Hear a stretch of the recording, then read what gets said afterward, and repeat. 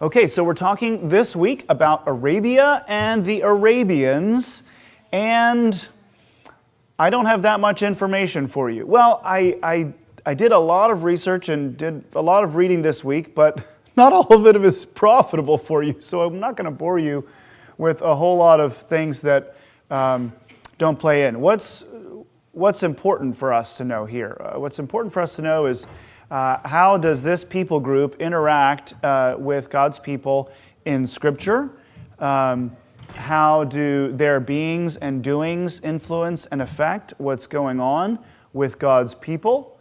And the question that we've been asking in each Sunday school class is, how does this people group point us to Christ? This is mostly a question that the teachers have. It was not a question that the authors of the book, these seminary professors, had in the slightest. Okay, so here's where we are. This is the Arabian Peninsula and the Arabian Desert, and it is very like unto the Sahara and the areas surrounding the Red Sea. So the flora and fauna of the Arabian Desert is slightly different, but very similar to the African deserted region there, the Sahara.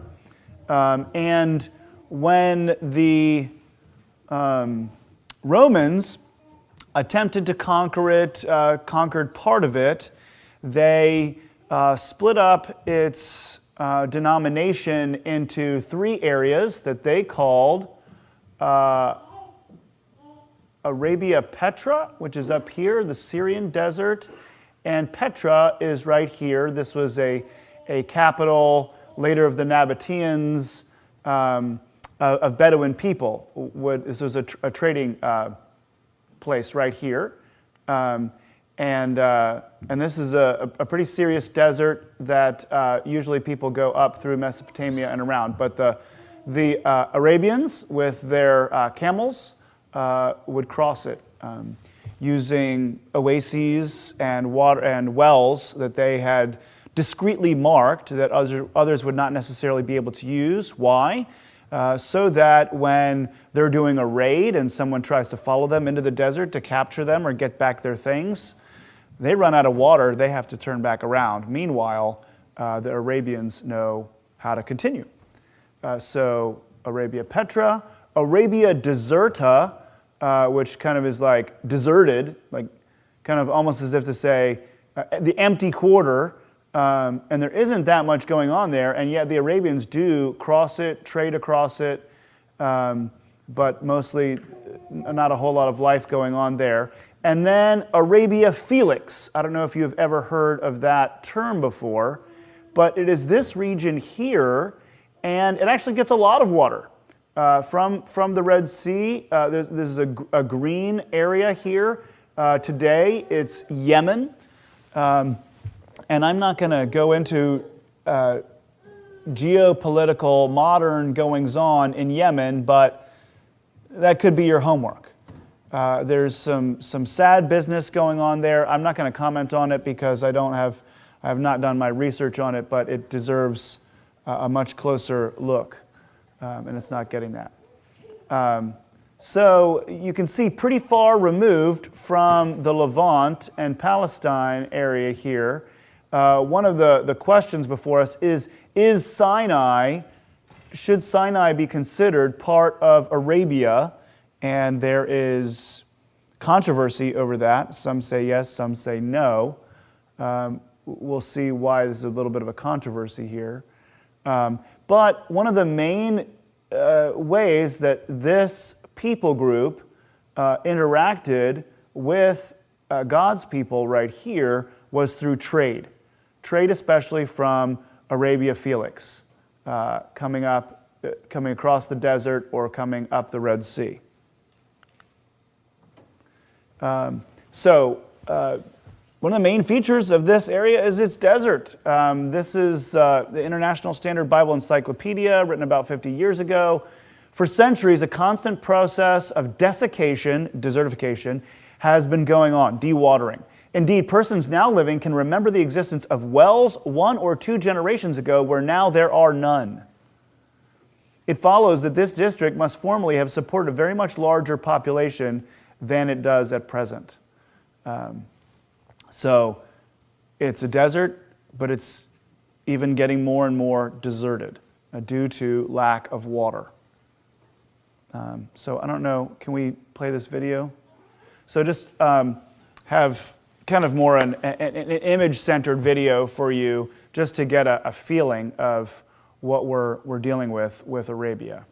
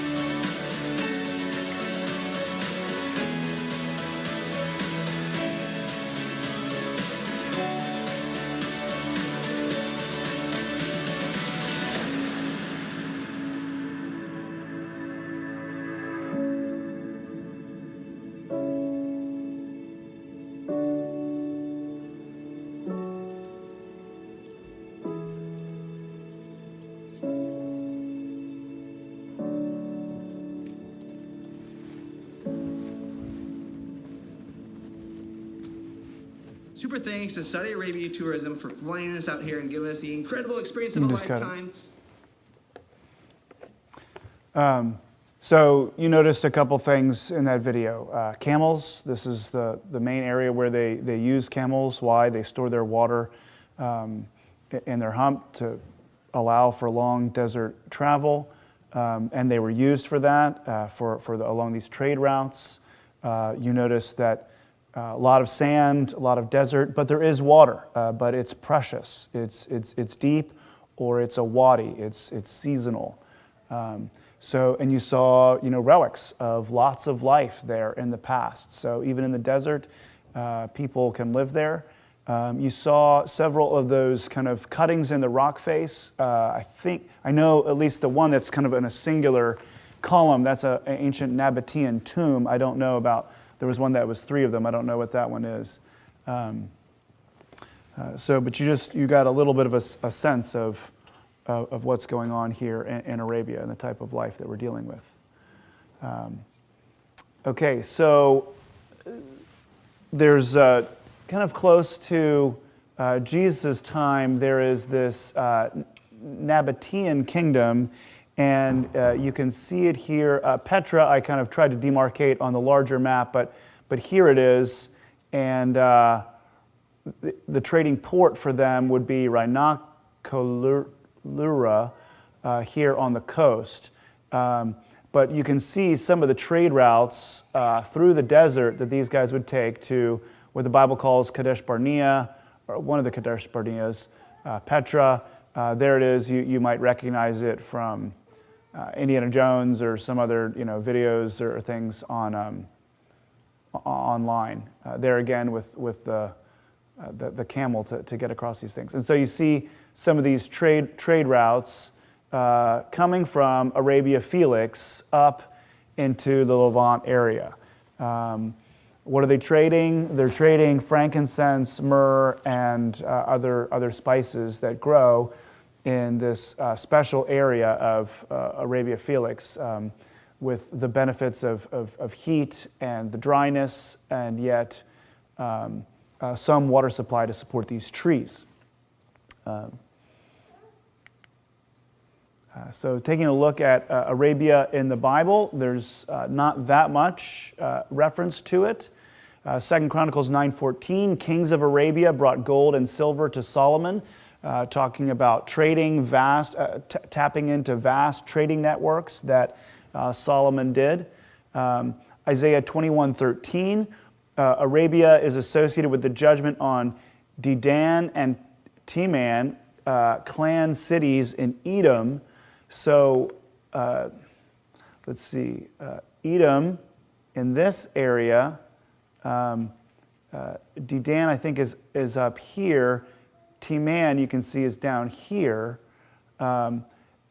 So they're associated with Edom, but not necessarily that this is Edom, but this is Edom's trading partners. So when there's judgment on Edom, it's going to affect Arabia as well. Some of the backstory we have in Genesis 10, Noah fathered Ham, fathered Cush, fathered Raamah, fathered Dedan, and Sheba, which is sometimes thought of as deep Ethiopia, but could also be that Arabia Felix. They're basically on the same flora-fauna band, as I talked about with the main Arabian Peninsula being like the Sahara, but then that Arabia Felix is in some ways like Eritrea, like Ethiopia. But we can't take too much from it. Dedan was also a grandson of Abraham according to Genesis 25. So exactly how should we understand Dedan? Is it part of Arabia? Is it part of Edom? Is it part of the Ham line? Is it part of Abraham's line? I don't know, but this is the biblical framework that we put it into. Jeremiah 25:24 references kings of Arabia dwelling in the desert. No surprise there. That's what we would think of, but just confirming our understanding of these things. Then Ezekiel 38 is a prophecy against Gog and Magog, taken up again in Revelation. So how does Arabia factor in there to Ezekiel's prophecies of judgment and Revelations. Let's take a look. Sheba and Dedan and the merchants of Tarshish and all its leaders will say to you, Tarshish, we're still not exactly sure where it is. Could be Arabia Felix. And all its leaders will say to you, have you come to seize spoil? Have you assembled your host to carry off plunder, to carry away silver and gold, to take away livestock and goods, to seize great spoil? Therefore, Son of Man, prophesy and say to Gog, thus says the Lord God, on that day when my people Israel are dwelling securely, will you not know it? You will come from your place out of the uttermost parts of the north, you and many peoples with you, all of them riding on horses, a great host, a mighty army. So these peoples from the uttermost parts, from the desert regions, will come. What will they come to do? They'll come to seize. They'll come to take away the plush resources of a place like Israel, of a place like Tarshish, perhaps Arabia Felix. And this will be part of the final judgment coming to God's people, to all the earth. They'll come to destroy. Now, we know from Revelation that as they come to destroy, to take, they are met with none other than Jesus himself at the head of his armies, and they're destroyed. So they come from the uttermost parts of the earth to destroy and to take, and then go back and flee to the desert where they can't be tracked, where they can't be tracked down, because they know it better than any. But this is going to come to naught. The Lord is going to frustrate those plans. Arabians in the Bible, really two, maybe three references. One reference I didn't include here, just an Arabian sitting by the way. Drawing a metaphor as to Israel, saying you were like an Arabian sitting by the way, longing after anybody who would come to you with foreign gods. I didn't include that one. Nehemiah 2:16 and 6:1 feature the opposition of Geshem the Arab. He was opposing Nehemiah rebuilding the walls, and that's basically all there is to it. We assume that he is kind of the emissary, the ambassador of a whole an army, a region, the Arabs, who would like things not to have walls, so they could come in, steal, and then get away. And these walls are frustrating their plans. Then Isaiah 13, 19 through 21, mostly just used again here as a metaphor. And Babylon, which is what is pictured here, and you can see not much going on there. I didn't close in there, but it's kind of like a historic archaeological site and almost nothing, no dwellings and living places there. Babylon, glory of kingdoms, the splendor and pomp of the Chaldeans, will be like Sodom and Gomorrah when God overthrew them, and it will never be inhabited or lived in for all generations. No Arab will pitch his tent there. No shepherds will make their flocks lie down there. So what's going on here? Arabs are used as a metaphor for people who live where there's almost nothing. Almost nothing. And we saw there was something. There's goats there, they had trees, they had some water. But God's judgment is so severe, it's worse than the desertification of the Arabian Peninsula. And sure enough, that's what Babylon looks like today. Sodom and Gomorrah, they are deserted archaeological sites, if they're anything. God's judgment is severe. A desert is a picture of God's judgment, and yet it isn't even enough. Because we know the Arabs live in the desert, and yet the places where God judges, they're not even going to live there. They're not even going to pass through there. That's how serious God's judgment is on nations that set themselves up. And so this is just a good perspective for us as we see the metropolises, as we see the epicenters of worldliness in our time. We think they're going to be standing forever. They could never fall. They will be inhabited forever. They will be in control forever. No. Again and again, Babylon is not the first nor the last that has fallen in judgment this way. Any kingdom that sets itself up against the Lord, they'll be judged. Big, small, old, new, and people won't even want to pass through them. Another way that Arabia and the Arabians come into the Bible, as you saw, we had pretty few references there. but is through these products, frankincense and myrrh, which come from Arabia Felix, modern-day Yemen, the heaviest rainfall mountainous region in the Arabian Peninsula. The Arabian Peninsula that you saw here is kind of like a rectangle almost, and the southwesternmost edge is tilted up. This is where the mountains are. You can see 12,000 feet here, 8,500 feet here, 6,000 feet here, and then here it's basically sea level. Maybe you've seen some pictures of building along the Persian Gulf here, but so it's like a tilted rectangle. And so in this mountainous region that gets more rain from the Red Sea, you have myrrh and frankincense, both from these kind of scrub-like trees, myrrh from genus Commiphora, frankincense from genus Boswellia. This is the myrrh tree here. This is the frankincense tree here. And myrrh mentioned 19 times in the Bible, frankincense mentioned 21 times in the Bible, mostly talking about trade, an example of riches traded from this region through the deserts, through Arabia. But it's also used in, myrrh we know is used in burying, and frankincense was offered before the Lord.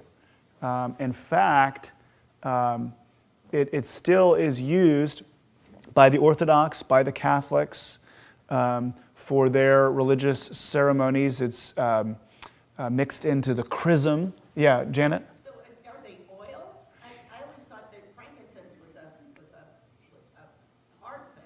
It's a congealed sap generated from the trees. So It's this sap that they cut the tree, scrape it off. I wonder if it can be hard or soft depending on how they treat it. Yeah, if it's arid, it's going to be like a little block. Yeah, that's what I've seen before. Yeah, that you would put on a coal and then it would kind of burn. So it's like incense. Yes, and so there is a oil that can be generated from it, but the way that it's generated is through a steam distillation. So, but in nature, it's crystallizing off of the trees, almost like a maple crystal, maple sap crystal. Yeah. So. Well, when you talk about gold, frankincense, and myrrh, you always think about, you'll probably get to this. No, I'm not going to. Go ahead. You think about the wise men from the east. Mm-hmm. Well, I always thought they were Persians, but maybe they came from Arabia. Yeah, I'm not. It's not clear. So, but the items themselves come from Arabia. Myrrh and frankincense. Yeah. But where exactly the magoi are from, I couldn't exactly tell you. But I mean, Persia is a good hypothesis to go from. But yeah, so these are the sap that is harvested even to this day. Frankincense may be over harvested.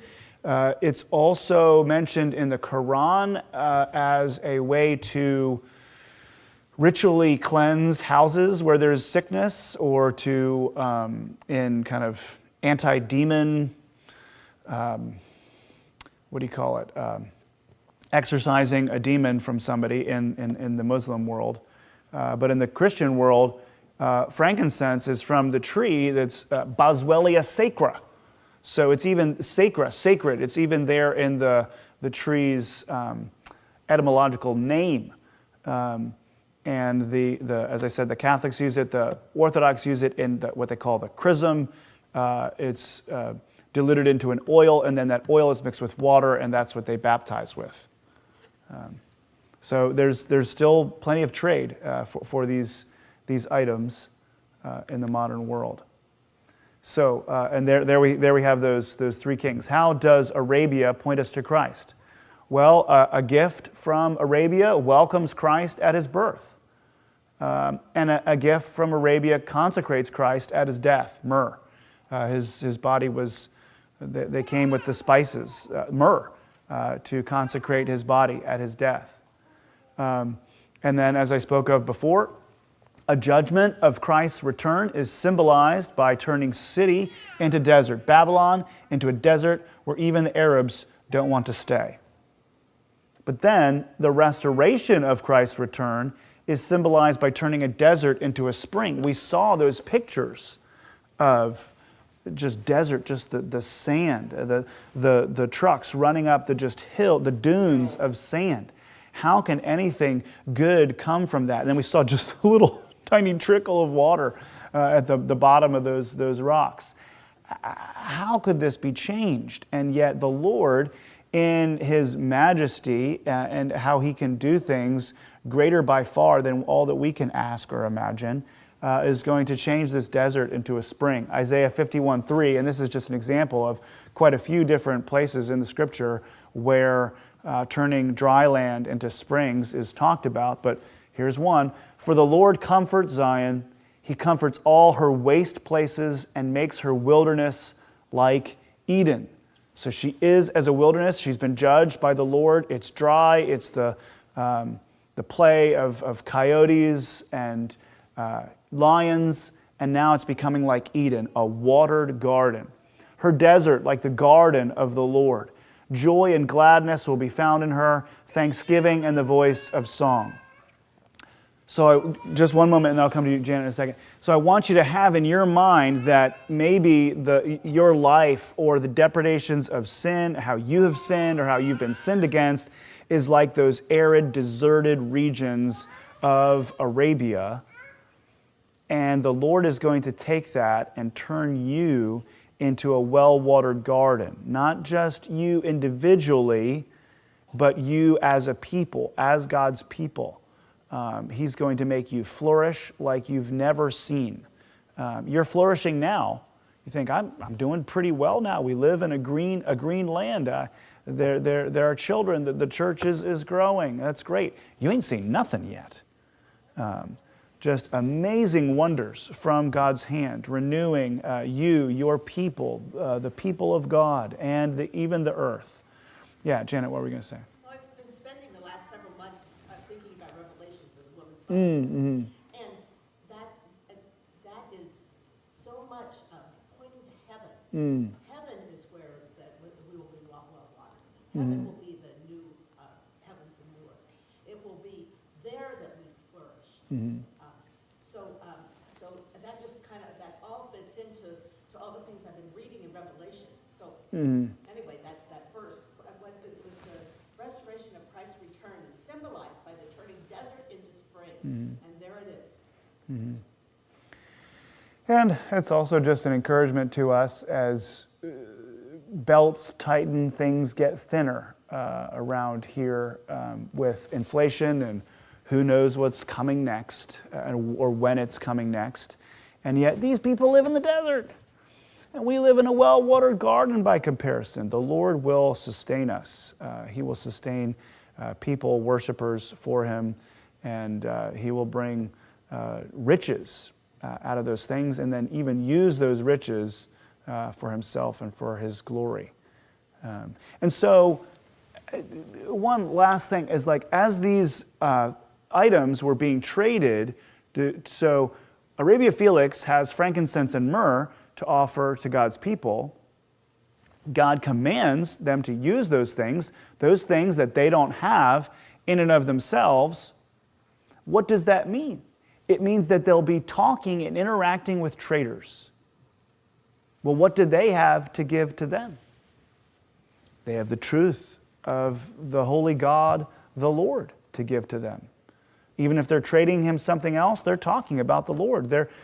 So the Lord has always set it up this way to set his people at the crossroads of the continents so that his word could go forth. And so that, if nothing else, all would be held accountable for the truth. This hasn't been hidden from your eyes. It's been hidden in plain sight right before you at the crossroads of Africa, Arabia, Europe, and Asia, so that all will be held accountable to this gospel. Any more comments or questions?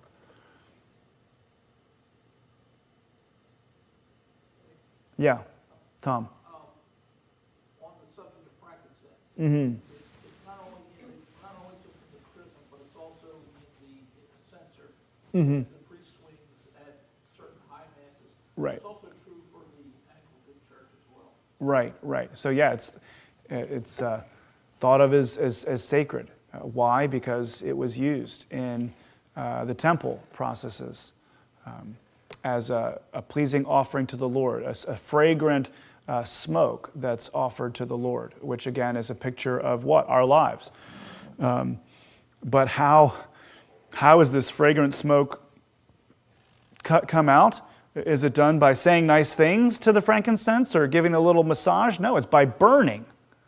It's by trial, Christian. This is how the pleasing aroma comes out of you as well, as you will be going through trials. May a pleasing aroma to the Lord be offered up. And it can be. What's one of the first things you do if you go into a trial? You pray.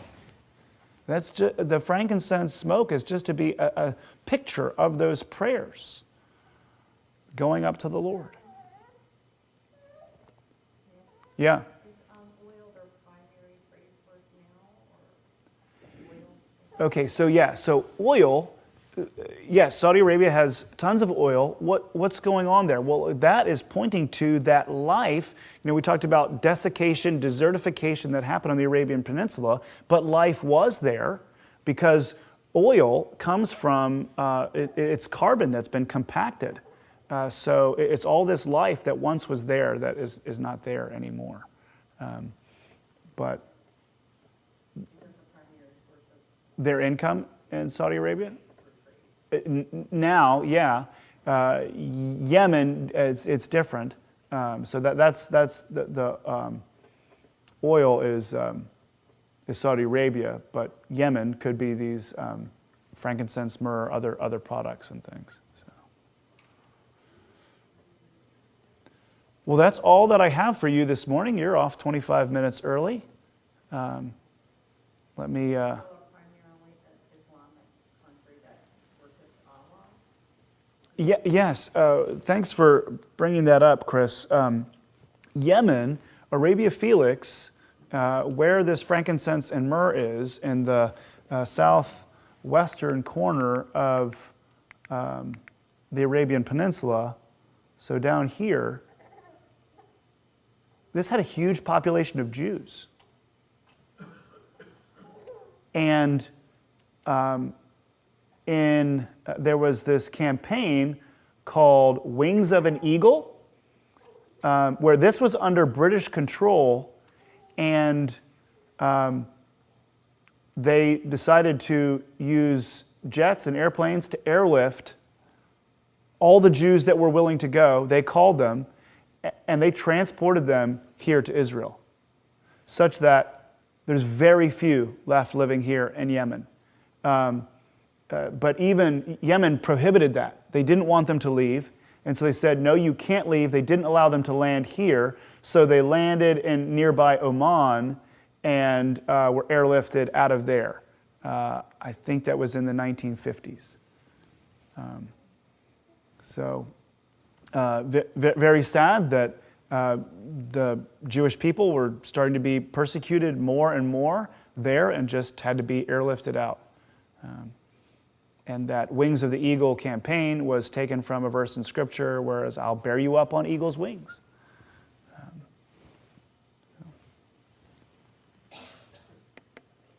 All right, let's go to prayer.